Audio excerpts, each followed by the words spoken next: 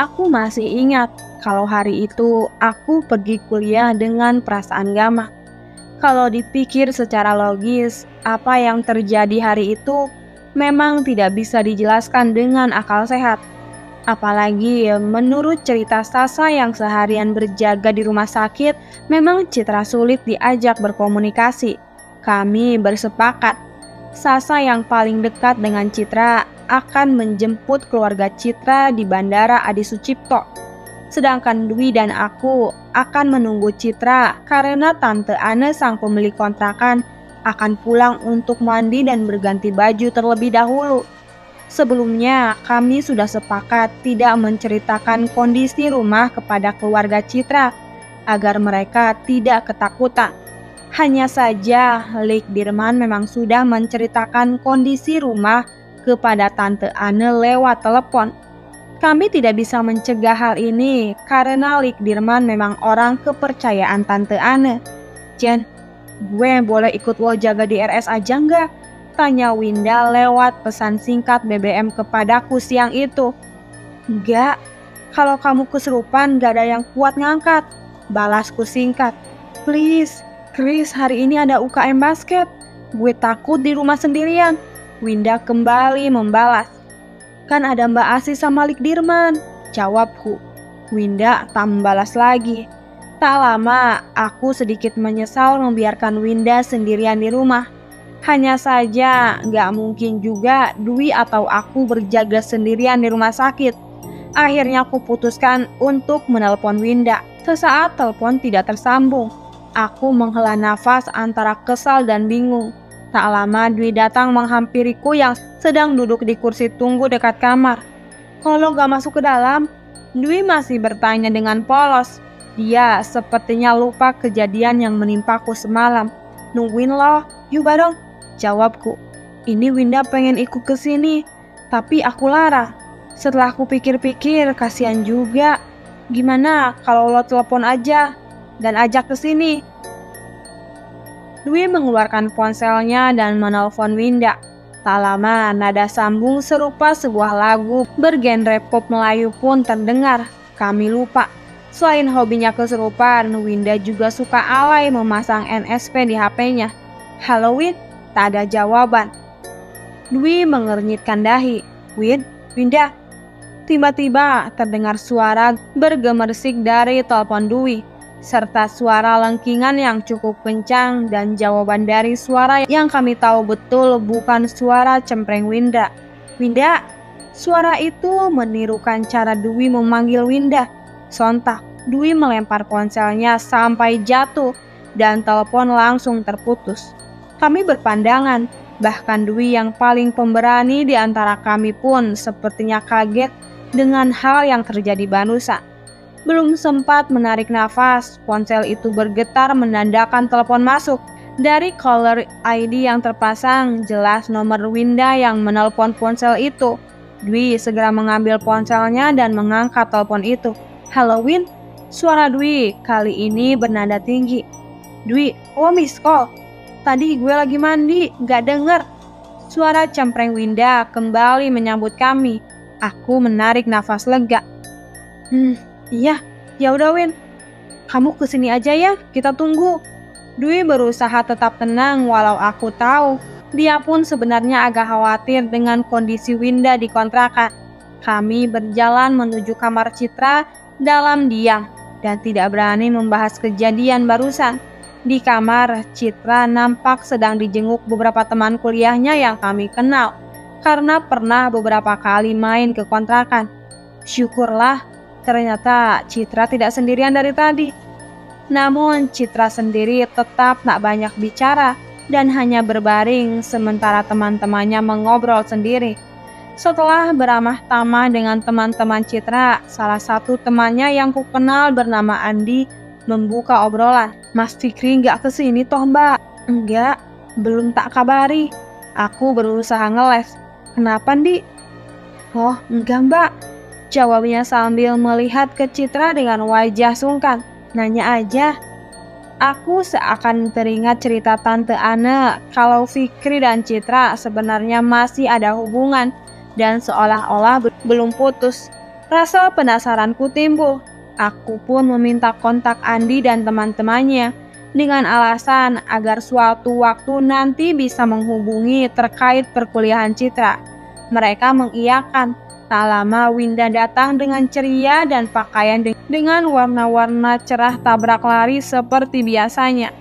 Penampilannya sungguh kontras dengan penampilanku dan Dwi yang cukup polos karena baru pulang dari kampus. Setelah beramah tamah dengan teman-teman Citra, mereka pun izin pulang. Aku mencolek Winda. Yuk anterin mereka dulu ke depan. Winda dan Dwi seperti mengerti kalau ada hal yang ingin aku tanyakan kepada teman-teman Citra. Kami berjalan menuju lorong rumah sakit bersama-sama. Di, sebelumnya gue boleh tanya sesuatu nggak? Tanyaku sebelum Andi pergi. Opo mbak? Fikri sama Citra gimana sih di kampus? Andi menghela napas. Ia sepertinya agak berat untuk bercerita. Tapi akhirnya ia membuka mulut juga. Orang itu aneh kok mbak. Aneh kenapa? Sahutku dengan bahasa Jawa pas-pasan berlogat Jakarta. Gimana ya mbak ngomongnya? Jadi sebenarnya Citra belakangan udah jarang ngumpul sama kita. Selalu sama Mas Fikri mojok berduaan terus. Terus dia juga jadi sering bolos dan gak pernah ngampus lagi. Aku mengernyitkan dahi. Seingatku Citra tetap berangkat ke kampus seperti biasa. Namun Andi kembali melanjutkan ceritanya. Terus di kampus sama Mas Fikri dia kayak gak boleh deket sama anak-anak mbak. Diikutin terus sampai anak-anak risih. Ini dari kapan mas dia bolos-bolos gitu? Tanya Winda yang ada di sebelahku tiba-tiba. Nampaknya juga ia mulai curiga. Andi diam sejenak. Sekitar 1 atau 2 bulan ini mbak. Kayaknya sesudah UTS kemarin. Tiba-tiba mendadak dia jarang ngampus. Ditanya kemana pun gak jawab. Aku dan Winda berpandangan. 2 bulan yang lalu sesudah UTS berarti sekitar waktu di mana kami menggebuk Fikri di kontrakan. Kami pun berpamitan dengan Andi dan teman-temannya.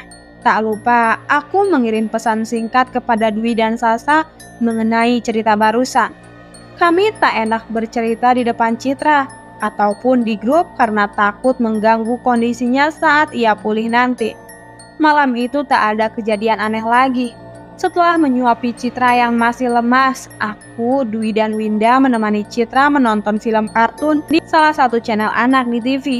Citra nampak sedikit tersenyum meski tak banyak bicara.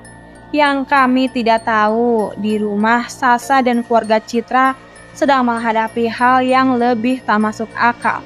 Malam itu sekitar pukul 7 sore, ponsel berdering. Rupanya Sasa dengan nada panik memintaku untuk pulang ke kontrakan segera. Akhirnya dengan terpaksa, aku meninggalkan Dwi dan Winda berdua bersama Citra. Kupacu mobilku melewati jalanan yang macet menuju kontrakan. Pintu pagar kontrakan terbuka. Mobil Sasa terparkir seperti biasa di garasi. Tak ada yang aneh. Selain banyaknya sendal di depan rumah, aku memarkir mobilku di pinggir jalan karena malas memasukkan mobil. Setelah ku perhatikan, ternyata ada Likdirman, Pak RT dan salah satu tetangga kami, Pak Badrun, yang merupakan pengurus masjid dekat kontrakan di teras depan kontrakan kami. Assalamualaikum. Aku mengucapkan salam. Pak RT, Likdirman, dan Pak Badrun menengok kepadaku dan menganggukkan kepala sambil menjawab salam. Belum sempat aku masuk ke dalam rumah, Sasa berlari keluar. Cit, sini cepat. Nada suara Sasa yang panik membuatku bingung. Ada apa ini sebenarnya? Pertanyaanku segera terjawab saat aku melihat Tante Mira, ibunya Citra duduk di sofa, menggunakan mukena dan sedang mengompres wajah dengan kantong es batu. Jidatnya sedikit benjol dan merah, sedangkan kakak Citra, Mas Doni, duduk merangkul ibunya. Tante kenapa? Tanyaku bingung. Mas Doni menjawab, tadi bunda lagi sholat mbak. Tiba-tiba ada yang ganggu bunda dan melempar bunda mbak. Aku segera beristighfar, masih tak percaya dengan apa yang ku dengar. Aku sedikit lembo. Terlalu banyak hal aneh yang terjadi selama 2 hari ini. sehingga aku masih bingung bagaimana harus menanggapinya. Jadi menurut penuturan Tante Mira dan Mas Doni, mereka sampai di kontrakan sekitar maghrib, sehingga Tante Mira yang taat langsung bersiap untuk sholat. Setelah berwudu, Tante Mira memutuskan untuk sholat di kamar Citra, karena Mas Doni juga sedang berganti baju di kamar tamu. Saat sedang ruku, tiba-tiba ada yang menendang tubuh Tante Mira hingga terjerembab ke depan. Belum sempat bangkit, tubuh Tante Mira seakan terlempar ke depan sehingga mengenai kursi meja belajar Citra yang terbuat dari kayu sampai benjol.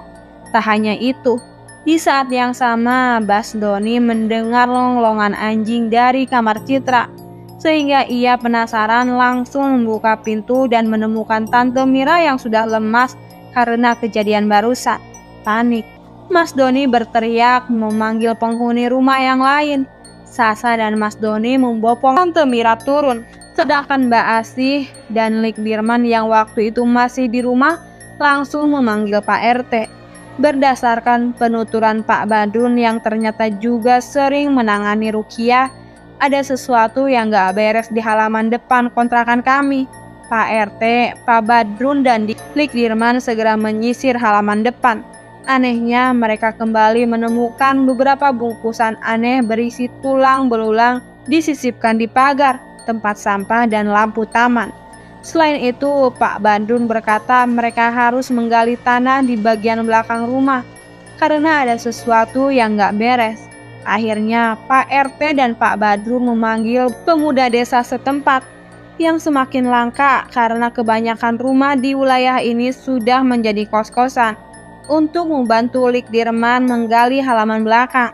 Aku, Sasa, dan Mas Doni hanya bisa membaca-baca doa sambil mendampingi Bunda di ruang tamu, sementara Mbak Asih warawiri membuat minum.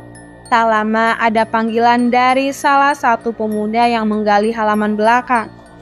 Aku dan Mas Doni bergegas menghampiri tempat penggalian itu. Rupanya di tempat itu aku melihat Citra kemarin. Salah seorang pemuda menemukan kepala anjing terpenggal yang dibungkus kain merah dan dikubur tak begitu dalam. Belatung dan cacing mengerubungi kepala anjing tersebut. Melihat pemandangan sadis itu, aku hanya bisa menangis ketakutan sambil beristighfar. Demikian pula dengan Mbak Asih yang tak henti-hentinya berzikir. Ini pasti masih banyak lagi, Mbak, karena bisa sampai mencelakai orang sholat. Pak Badrun menoleh ke arahku. Malam ini, ayo kita cari dan buang semua, kata Pak Badrun lagi. Mas Doni menggeleng-gelengkan kepala seakan tidak percaya dengan hal yang dia lihat saat ini. Aku menoleh ke arah ruang tamu. Sasa cuma menganggukkan kepala sambil merangkul Bunda. Sementara itu, Lik Dirman mengumpulkan semua bungkusan yang mereka temukan di halaman depan dan belakang. Total ada 6 bungkusan yang berhasil mereka kumpulkan. Semua dibungkus dengan kain merah. Pak Badrun meminta kami semua berwudu terlebih dahulu di kamar mandi bawah. Setelah itu, ia memimpin pasukan pemuda desa dan Lik Dirman untuk merapat ke tangga. Setelah berdoa sebentar, ia meminta kami untuk mengecek bagian belakang lemari, kolong kasur, serta tempat-tempat di mana orang bisa menyelipkan bungkusan-bungkusan aneh tersebut. Pencarian pun dimulai. Mbak Asih menemukan 1 bungkusan di balik tumpukan Indomie di dapur. Aku menemukan 1 di balik mesin cuci. Sasa tak sengaja menemukan 1 di balik sofa ruang tamu. Sedangkan Lik Dirman mendampingi para pemuda yang sedang mengobrak-abrik rumah kontrakan kami. Satu persatu terkumpul bungkusan-bungkusan aneh tersebut. Yang paling banyak berada di kamar Citra, di dalam lemari, di balik lemari, di kamar mandi, di bawah kasur. Tak heran, hawa di kamar itu terasa sangat aneh.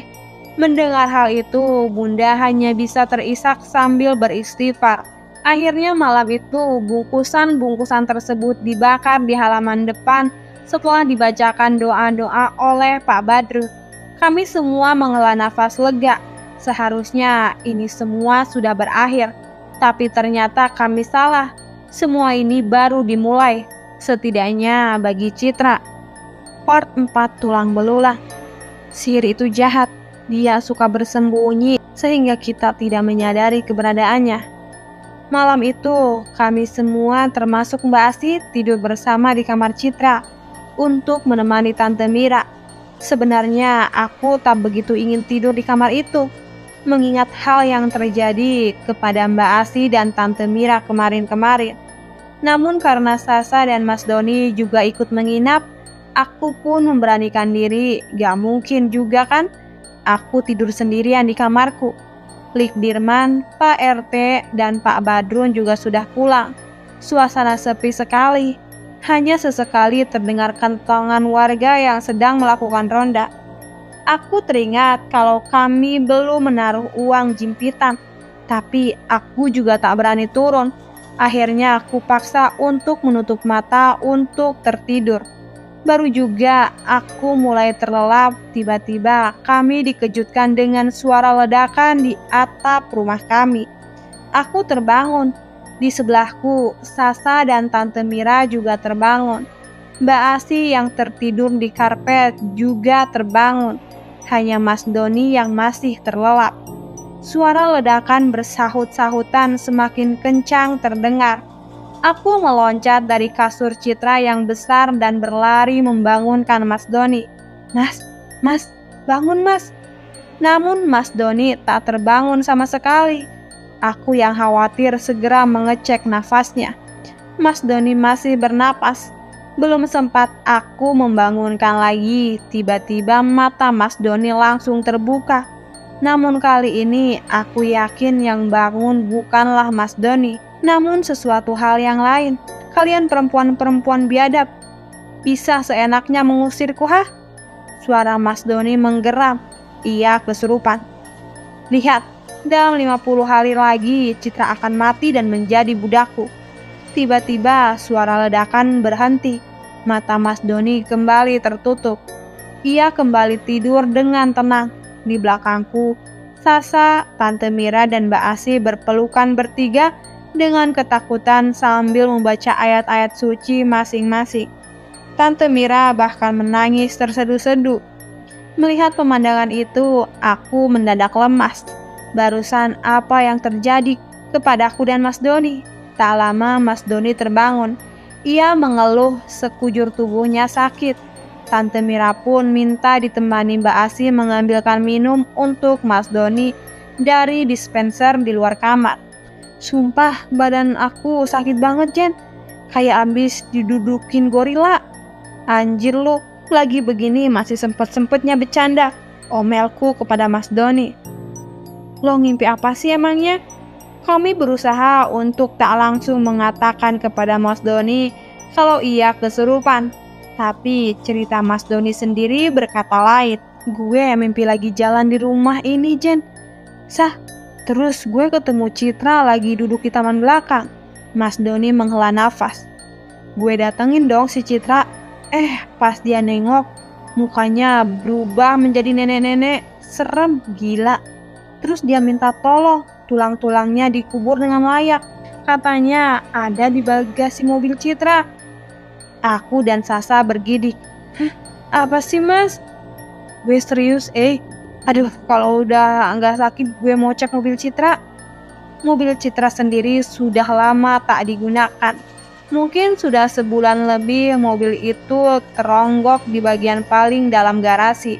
Citra memang malas menyetir mobil dan lebih memilih naik motor kemana-mana. Alasannya karena dia malas harus mengeluarkan mobil Sasa dan Winda dari garasi. Mengeluarkan mobil Sasa dan Winda dari garasi. Ia juga lebih sering meminjam mobilku atau mobil Sasa kalau harus membawa mobil ke kampus. Kalau ada sesuatu di dalam mobil itu, kami harus tahu apa. Pagi hari pun tiba. Mbak Asi kembali memanggil Pak Badrun dan Pak RT. Bersama-sama kami mengecek mobil Citra, namun hasilnya nihil. Mas Doni bahkan sambil mendongkrak mobil dan mengecek bagian kaki-kaki, tapi tak terdapat apa-apa. Pak Badrun sampai terdiam. Diam-diam aku mengabari Winda dan Dwi di rumah sakit. Menurut mereka, semalam Citra baik-baik saja karena mereka semua tertidur nyenyak sampai pagi. Sebentar, kalau saya merasa yang salah bukan dari mobil ini, tapi dari mobil itu, kata Pak Badrun sambil menunjuk si tikar hitam yang terparkir di luar alias mobil Sasa. Sasa langsung ketakutan. Sebentar Pak, saya ambilkan kunci. Dan langsung ngabur mengambil kunci mobilnya. Kami membuka bagasi mobil Sasa dan benar saja, di bawah tutup lantai bagasi, tepatnya di tempat penyimpanan ban serep, kami menemukan sebuah karung besar yang dibuntal begitu saja. Ban serep Sasa sendiri tak tahu ada di mana. Setelah dibuka, karung besar tersebut berisi tulang belulang besar dan tengkorak binatang seperti kambing yang bertanduk. Aku dan Sasa menjerit sementara Pak Badrun beristighfar. Mbak Sasa, habis dari mana? Kok di mobilnya ada benda seperti ini? Tanya Pak Badrun halus. Sasa menggelengkan kepala. Gak dari mana-mana Pak. Tapi oh ya, sekitar beberapa minggu yang lalu Citra meminjam mobil saya Pak ke kampus. Sepertinya kalian semua memang dibuat gak sadar sama sihir ini. Tulang ini bau sekali. Tapi dari kemarin sepertinya tidak ada yang menyadarinya. Di rumah ini semuanya jarang berdoa ya. Aku hanya meringis mendengar tuduhan Pak Badrun. Jangankan berdoa, mandi saja kadang aku lupa. Yang rajin beribadah di rumah ini hanya Winda. Itu juga dia sering kesurupan. Lalu gimana solusinya Pak Badrun? Tanya Mas Doni. Ini tulangnya kita buang atau gimana? Pak Badrun menggelengkan kepala. Kalau dia berpesan minta dikuburkan dengan layak, memang sebaiknya kita menguburkan tulang-tulang ini lagi Mas. Meski kita nggak tahu di mana. Jujur, saya juga kurang paham hal seperti ini. Kalau boleh, saya mau memanggil orang yang lebih paham. Kita memanggil Pak Bobon Pak? Tanya Pak RT kepada Pak Badrun.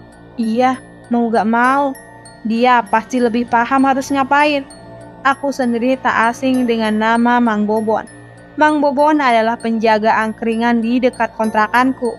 Tepatnya hanya berbeda gang. Selain menjaga angkringan, beliau juga sering diminta mencari benda-benda yang hilang. Konon Mang Bobon memang orang indigo yang paham soal ini. Sedikit-sedikit aku paham kalau warga di sini, terutama yang aktif di masjid, tak suka dengan kehadiran praktek Mang Bobon mencari barang-barang hilang karena dianggap syirik.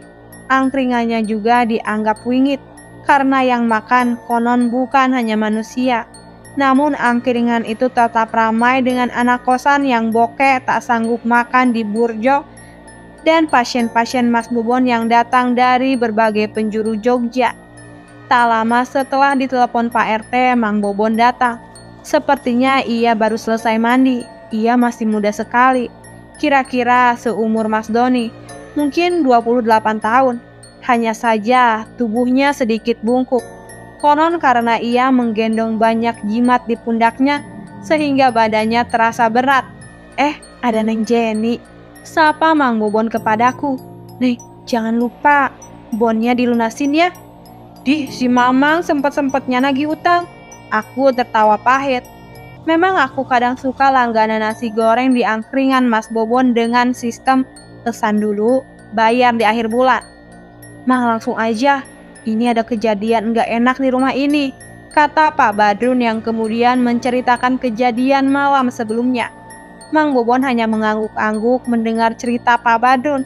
Ia pun mengambil karung berisi tulang belulang tersebut dan mengendusnya.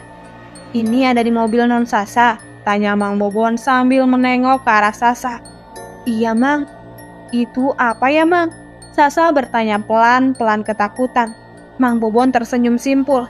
Yang naruh ini di mobil Non Sasa bukan hanya pengen mencelakakan Non Citra, tapi juga pengen mencelakai Non Sasa. Oh ya, dan Non Jenny juga. Tapi apa Mang? Tanya aku tak sabar.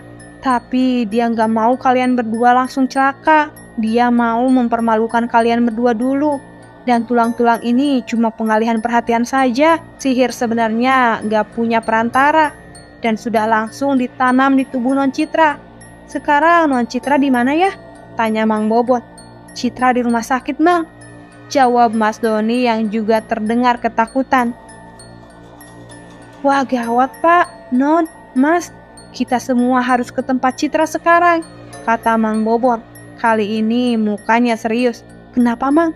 Soalnya siapapun yang nemenin Non Citra sekarang lagi diincar sama sihirnya, Non. Kami berpandangan, Winda dari rumah sakit bersama Citra sekarang, dan bisa gawat kalau dia kumat. Mang Bobon kembali menengok ke arahku. Non Jenny punya garam? Punya, Mang. Aku teringat toples garam pemberian ibunya Chris yang kutinggal begitu saja di tas sejak kemarin. Aku segera masuk dan mengambil tasku yang masih tergeletak di ruang tamu sejak kemarin sore. Nah, pas ini, garam kasar, ada doa-doanya, kata Mas Bobon sambil memutar-mutar toples tersebut. Sorry ya, Non, saya pinjam dulu kepalanya. Mang Bobon memegang kepalaku dan menaruh sejumput garam di ubun-ubun dan tengkukku.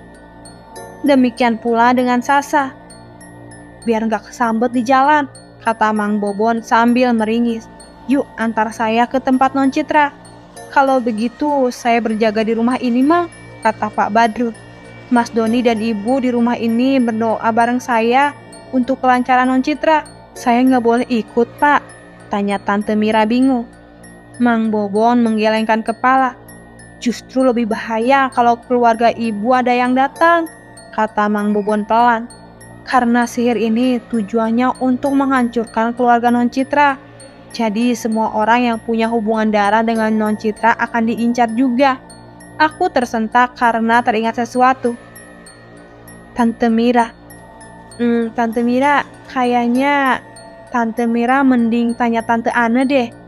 Kemarin Tante Ane datang lalu pulang. Tapi pagi aku tanya Winda, Tante Ane belum balik lagi ke rumah sakit. Kami semua berpandangan. Shit just got real. Part 5.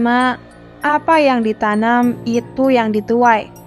Sepanjang perjalanan ke rumah sakit, Mang Bobon yang duduk di sampingku tampak tersenyum simpul. Aku yang mengemudi jadi bingung. Mang Bobon senyum-senyum terus. Kenapa sih? Senang saya, Mbak. Sudah lama nggak nemu kasus menarik kayak begini. Biasanya hanya ngurusin barang hilang aja, sahut Mas Bobon ceria.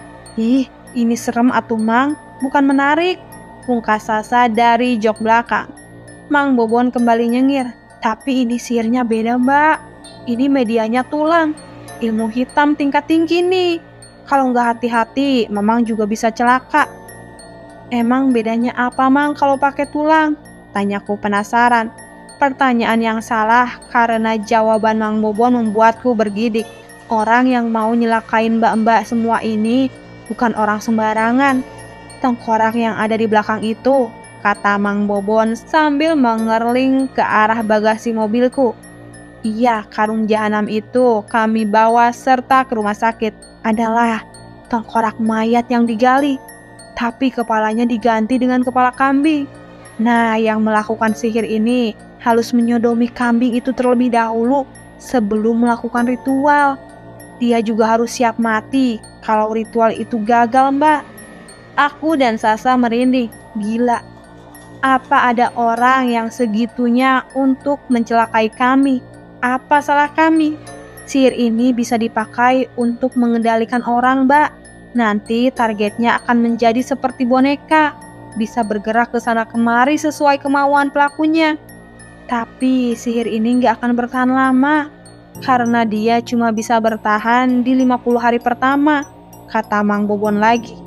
50 hari selanjutnya, orang yang dikendalikan akan kosong raganya seperti boneka beneran. Nah, disitulah setan, jin, siluman, rawan masuk ke tubuh orang itu, dan nantinya dia akan mati pelan-pelan. Kurang lebih kayak bunga yang habis mekar terus layu gitu, Mbak, jelas Mang Bobon. Aku merinding mendengar cerita dari Mang Bobon. Terus kita harus gimana, Mang? Tanyaku sambil teringat kondisi Citra yang memang seperti bunga yang layu perlahan. Mamang harus lihat kondisi Mbak Citra dulu, kata Mang Bobon pelan. Mamang cuma tahu kalau sihir begini sulit dilawan pakai ilmu putih, Mbak. Jadi harus adu hitam sama hitam. Mang Bobon bisa ilmu hitam? Tanyaku lagi. Di belakang, kulihat sepintas Sasa berkomat kami membaca doa. Kita coba dulu mbak, kata Mang Bobon singkat. Aku semakin meragukan situasi di depan mata kami. Apa iya kami bisa keluar dari situasi yang semakin tidak masuk akal ini? Tak terasa kami sampai di depan rumah sakit yang baru dan megah. Aku memarkir mobil di bagian luar gedung, sengaja agar banyak cahaya matahari. Untung parkiran masih sepi, jadi kami tak perlu parkir di basement. Mang Bobo meminta kami membawa tulang belulang jahanam itu. Harus dibawa banget, Mang, kataku membayangkan membawa-bawa karung ini mengelilingi rumah sakit. Bisa-bisa kami di stop satpam. Tenang, Mbak, gak bakal ada yang sadar kok, kata Mang Bobon santai. Benar saja, sepanjang jalan tak ada seorang pun yang menggubris karung yang kutenteng tersebut. Namun aku merasa banyak mata yang tertuju padaku, hanya saja mereka tak terlihat. Mang Bobon seperti mengetahui keresahanku. Gak usah takut mbak, wajar aja penghuni sini gerah, karena mbak membawa benda semacam itu masuk ke tempat yang ramai. Aku makin bergidik. Pelan-pelan ku baca doa-doa yang ku hafal sejak TK. Sialnya aku cuma hafal doa sebelum makan. Kami kembali sampai di depan kamar Citra. Tapi Mang Bobon diam, wajahnya mengeras. Jangan masuk dulu mbak, kata Mang Bobon pelan. Di dalam ada yang gak beres. Aku melihat Mang Bobon menelungkupkan tangan di depan mukanya sebentar sebelum akhirnya membuka pintu kamar rumah sakit itu. Aku dan Sasa melongok dari belakang pundak Mang Bobon. Benar saja, kami melihat Citra berdiri di atas kasurnya. Darah mengalir dari tangannya, sementara infus dan alat-alat yang sebelumnya menempel di badan Citra sudah terguling berantakan. Di atas sofa dan kasur pendamping, Winda dan Dwi tampak tak sadarkan diri. Citra menengok ke arah kami dan Mang Bobon. Wajahnya pucat, matanya berkilat sekilas. Angin dingin mendadak menerpa kami. Persis adegan film horor. Ia hanya diam menatap mata Mang Bobon. Mbak panggil dokter, kata Mang Bobon. Saya tenangkan dulu Mbak Citra. Sini karungnya. Aku dan Sasa mengangguk. Kami segera berlari memanggil dokter dan suster, sementara Mang Bobon masuk ke dalam kamar menghampiri Citra. Saat kami sampai, Citra sudah terkulai lemas di dekapan Mang Bobon. Badannya dingin. Dokter dan suster segera memeriksa kondisi Citra. Sementara aku dan Sasa menepuk-nepuk pipi Winda dan Dwi membangunkan mereka. Setelah kembali memasang infus Citra dan memastikan ia hanya tertidur, suster dan dokter pamit. Winda dan Dwi hanya terbengong-bengong di sofa. Mang Bobon melirik karung tulang belulang yang kini tergeletak di kaki Citra. Mbak, kalau boleh aku mau lihat punggung Mbak Citra. Kami berpandangan, namun Winda dengan sigap menekan beberapa tombol di kasur Citra sehingga posisinya berubah menjadi duduk. Mang Bobo meminta kami menyangga tubuh Citra, sementara Winda menyibakkan gaun rumah sakit yang dipakai Citra sehingga punggungnya terlihat. Mang Bobon menggeleng-gelengkan kepala. Mbak Citra ini sudah ditanami sesuatu di tulang sumsumnya. Ini sudah susah untuk dilepas. Mbak Citra bisa mati. Ditanam apa, Mang? Tanya Sasa bingung. Tulang, kata Mang Bobon. Seperti susuk, tapi dari tulang. Saya nggak sanggup melepasnya. Tapi ada teman saya yang bisa. Cuma rumahnya di Bantul. Mbak Jenny dan Mbak Sasa mau mengantar saya ke sana. Aku mengangguk. Saat ini aku hanya ingin berfokus kepada penyembuhan Citra. Mang Bobon kembali menengok ke arah Winda. Mbak Winda, bisa lihat juga kan? Winda mengangguk lemah. Tadi pagi rupanya saat mereka sedang beraktivitas pagi memang tak ada keanehan. Tiba-tiba Citra melonglong entah kenapa seperti anjing. Dan lebih anehnya lagi, seakan-akan ruangan itu tiba-tiba dipenuhi suara anjing yang memekakan. Tak hanya Winda yang mendengar suara itu, Dwi juga mendengarnya. Mereka berdua tak kuat dan kemudian pingsan. Aku hanya bisa terbengong-bengong mendengar cerita tersebut. Mang Bobon mengerutkan keningnya. Ia kemudian menatapku dan Sasa dengan wajah serius. Kalau begitu gawat juga, Mbak. Kenapa gitu, Mang? Tanyaku penasaran. Ini berarti Citra tahu kalau dia diisi sama ilmu-ilmu begini, kata Mang Bobon. Bisa jadi Mbak Citra yang naruh karung itu di mobil Mbak Sasa. Kami terbelalak tak percaya. Buat apa Citra melakukan hal gila seperti itu? Ini tidak seperti Citra yang kami kenal. Citra bukanlah orang yang percaya hal-hal klinik seperti itu. Dia juga tidak mungkin bermaksud mencelakai Sasa yang merupakan sahabat terdekatnya sejak SMA. Gelap harus dibalas gelap, Mang, kata Winda lirih. Itu yang aku dengar tadi. Mang Bobon mengangguk. Ia kemudian duduk di sofa dan menceritakan hipotesisnya kepada kami semua. Ada seseorang yang ingin melukai Citra dan menjadikan Citra boneka dengan sihir tulang. Dalam 50 hari pertama, ia membuat Citra tunduk pada semua kemauannya, termasuk ikut melakukan ritual syirik tersebut dengan sukarela. Namun setelah 50 hari, Citra melemah dan kini ia sudah menjadi boneka yang kosong. Padahal ilmu yang ditanamkan kepada Citra bisa mengundang para dedemit untuk mengisi tubuhnya. Selain itu, orang yang meletakkan semua bungkusan aneh yang kami bakar semalam tak lain adalah Citra sendiri. Citra menjadi boneka yang akan digunakan untuk mencelakai anak-anak di kontrakan dan orang-orang yang terlibat membantu anak-anak kontrakan. Pikir kami saat itu jelas menuju ke satu nama, Fikri. Tapi menurut Mang Bobon, sihir ini tak sesederhana itu. Untuk mengusirnya, kami harus mencari dukun yang lebih sakti, bahkan lebih gelap. Doa-doa sederhana tak mampu mengusir makhluk dan sihir jahat ini karena sebenarnya mereka bersembunyi di dalam tubuh Citra. Mang Bobon bilang, di sini pasti akan ada satu orang yang mati.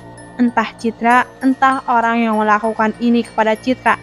Bahkan bisa Mang Bobon, Pak Badrun atau Mbak Asih yang membantu kami. Hidup mati kan di tangan Allah, Mang, jawab Dwi mantap. Pasti kalau kita percaya, kita bisa bertahan. Semua kan sudah ditentukan Allah. Mang Bobon tersenyum simpul.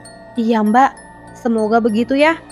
Kami tersadar kalau Mang Bobon sendiri bukan penganut agama tertentu sehingga kami langsung diam tak berani berkata lebih lanjut. Mang Bobon meminta tulang-tulang itu diletakkan di bawah kasur Citra karena sihir itu tidak dapat melukai tuannya sendiri. Sebelum pagi, Mang Bobon berpesan kepada Winda dan Dwi untuk terus berdoa dan memikirkan hal-hal baik agar tidak terbawa pengaruh energi tulang-tulang tersebut.